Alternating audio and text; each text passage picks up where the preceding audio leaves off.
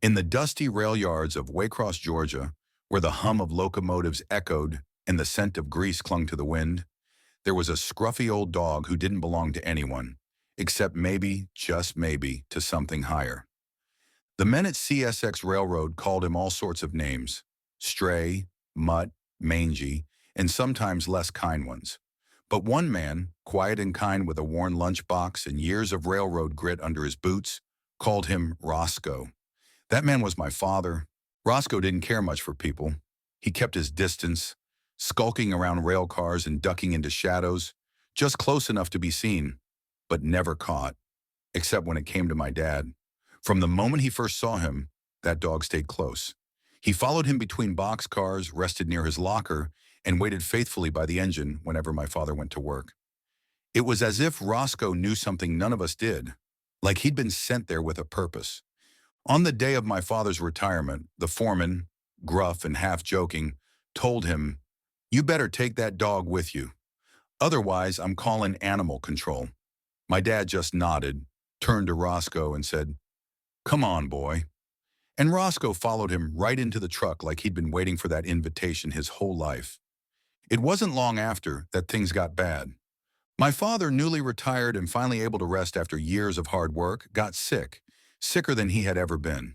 Doctors scratched their heads, we prayed, we waited. At times it felt like we were watching him slip away. But Roscoe didn't leave his side. That dog laid at the foot of his bed like a soldier on duty. Every time my dad groaned or stirred, Roscoe was there, nose nudging, eyes watching. When we couldn't get through to him, Roscoe could. We'd find the dog resting his chin on my father's arm, eyes locked on his face like he was willing him to stay. Then a miracle. The surgery we'd been hoping for was finally approved and performed. Against every odd, my dad began to recover. He started to eat, to talk, to laugh again, and through it all, Roscoe stayed near, his job not quite done, until the day it was. One night not long after my dad had taken his first strong steps outside, Roscoe went out to the yard to relieve himself and never came back. No barking, no whimper, no body, no sign. He just vanished. We searched, of course, posted flyers, called shelters, but deep down we knew. Roscoe wasn't just a dog. He was something else, sent to guard a man who needed guarding, to watch over a soul who had given so much, and to leave once the work was done.